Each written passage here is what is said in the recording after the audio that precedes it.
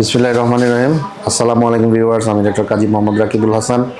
আপনাদের সবাইকে স্বাগতম আমার ইউটিউব চ্যানেল বোন অ্যান্ড জয়েন্ট কেয়ার সেন্টারের পক্ষ থেকে। আজকে আমরা কথা বলবো আসলে গেটে বাত বা গাউট নিয়ে একটু কথা বলার চেষ্টা করব। আমাদের পরিবারে অনেকেই এই রোগটায় আক্রান্ত হয়, বিশেষ করে যারা বয়স্ক আছে এই রোগটাতে ভোগে, কিন্তু আমরা এটার আসলে পরিপূর্ণ কোনো কিছু জানি না, বুঝি না, এই জন্য ভোগান্তিতে পড়তে হয়। তো আজকে চেষ্টা করব আমরা এই রোগটার শুরু থেকে শেষ পর্যন্ত জানার। আপনারা সবাই আমাদের পাশে থাকুন, আশা করি সবার জন্য হেল্প হবে। প্রথমে আমরা জেনে নিই আসলে গাউট রোগটা কি। গাউটটা হলো একটা ক্রিস্টাল ডিপোজিশন, মানে হলো মনোসোডিয়াম ইউরেট ক্রিস্টাল, যেটা ইউরিক অ্যাসিডটা কোনো কারণে যদি শরীরে বেশি হয় তখন সেটা বিভিন্ন জয়েন্টে বা অন্যান্য অর্গানে গিয়ে জমা হয়, সেটাকেই বলে গাউট। গাউট রোগটা আসলে কয় রকম হতে পারে। একটা হতে পারে প্রাইমারি, যেটার কোনো আসলে কারণ জানা নেই। আরেকটা হতে পারে সেকেন্ডারি, যেটা স্পেসিফিক একটা ডিজিজের জন্য হয়। প্রাইমারি 95% থেকেই ম্যাক্সিমাম ক্ষেত্রে আসলে এটা প্রাইমারিলি গাউট রোগটা হয়। আর কিছু ক্ষেত্রে যেমন কিডনির যদি প্রবলেম হয় বা কোনো হেরিডিটরি ডিজিজ থাকে যার কারণে ইউরিক অ্যাসিডটা শরীর থেকে বের হতে পারে না, সেই ক্ষেত্রে গাউট হয়। এখন আসুন জেনে নেই আসলে গাউট রোগটা কাদের হয়। গাউট রোগ পুরুষ মহিলা উভয়েরই হতে পারে, তবে প্রিডমিনেন্টলি মানে বেশিরভাগ ক্ষেত্রে পুরুষদেরই হয়। সাধারণত 5 ডিকেড মানে বয়স 50-এর ঘরে গেলে এই রোগটা বেশি হয়। এছাড়াও কিছু রিস্ক ফ্যাক্টর আছে, মানে আরও কিছু জিনিস সাথে থাকলে এই রোগটা বেশি হওয়ার সম্ভাবনা থাকে। যেমন কারো যদি ফ্যামিলি হিস্ট্রি থাকে, পরিবারে অন্য কারো গাউট থাকলে এটা হতে পারে। কেউ যদি অ্যালকোহল কনজামশন করে তার হতে পারে। সাথে যদি হাইপার টেনশন থাকে, অ্যাথেরোস্ক্লেরোসিস থাকে, এই সমস্যাগুলো থাকলে গাউট রোগটা হওয়ার চান্স বেশি থাকে। এছাড়া মহিলাদেরও হয়। এই বয়স্ক মহিলা যারা আছে তাদের যদি কোনো প্রবলেম থাকে, কোনো কারণে ইউরিক অ্যাসিড লেভেল বেশি থাকে, অথবা উনি যদি ডায়াবেটিক্স জাতীয় ওষুধ খায়, সেই ক্ষেত্রে তাদেরও গাউট হওয়ার চান্সটা বেশি থাকে। আসলে গাউট রোগটাতে হয় কি, গাউট রোগটাতে যেটা হয়, এই ইউরিক অ্যাসিডটা আমাদের শরীরের ভিতরেই লিভারে মেটাবলিজমের একটা এন্ড প্রোডাক্ট, মানে সব কিছু হজম করার পরে, পুষ্টি উপাদান করার পরে একটা বজ্র হিসাবে এটা তৈরি হয়, যেটা আবার কিডনি দিয়ে বের হয়ে যায়। কোনো কারণে যদি কারো শরীরে এটা বেশি বেশি উৎপন্ন হয় এবং একই সাথে আবার কিডনি দিয়ে যদি বের হতে না পারে, তাহলে এটা বিভিন্ন জায়গায় ক্রিস্টাল ডিপোজিশন হিসেবে জমা হয়।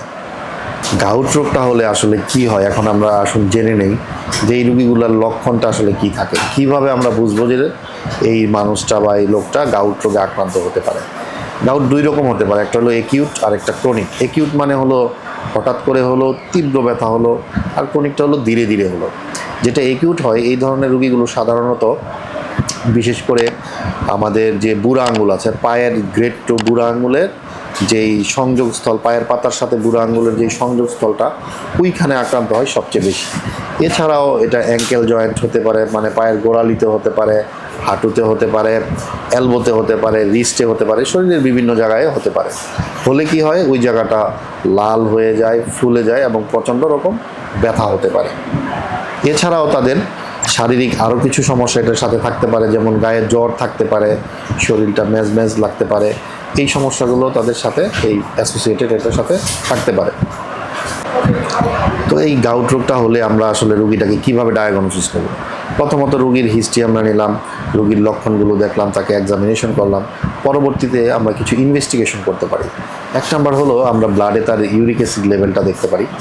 একিউট অ্যাটাকে অনেক সময় ইউরিক অ্যাসিড লেভেলটা খুব বেশি পাওয়া যায় না, বাট যারা ক্রনিক থাকে, দীর্ঘদিনের থাকে, তাদের ক্ষেত্রে আমরা ব্লাডে ইউরিক অ্যাসিড লেভেলটা হাই পাবো।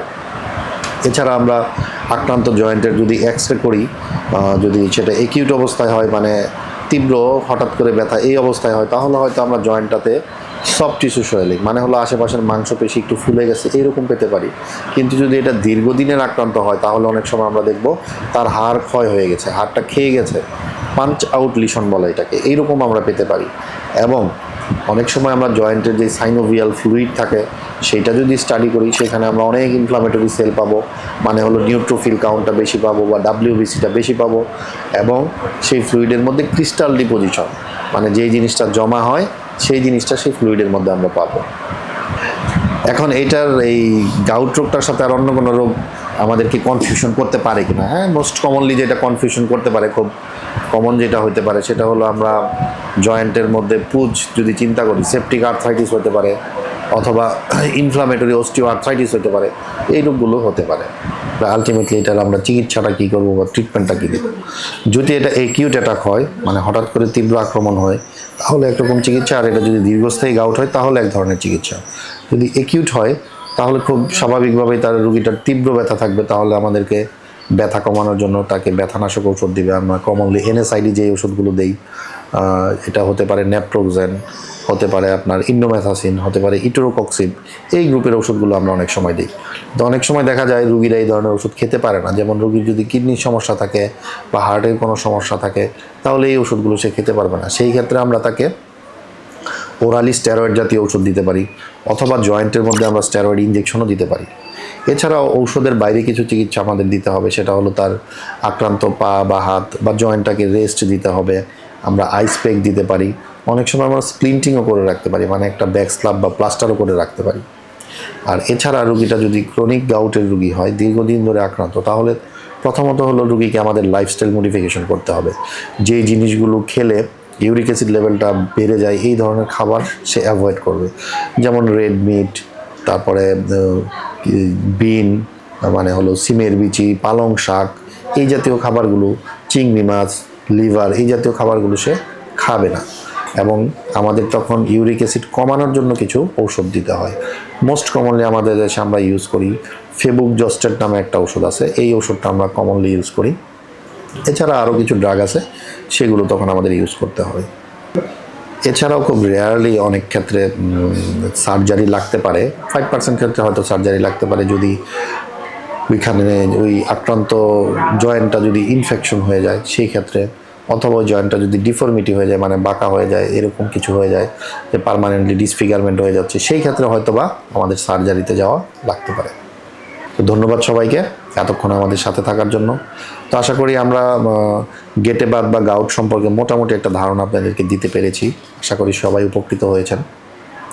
তো আপনারা সবাই আমাদের সাথে থাকবেন, আমাদের চ্যানেলটি লাইক, কমেন্ট, শেয়ার দিবেন।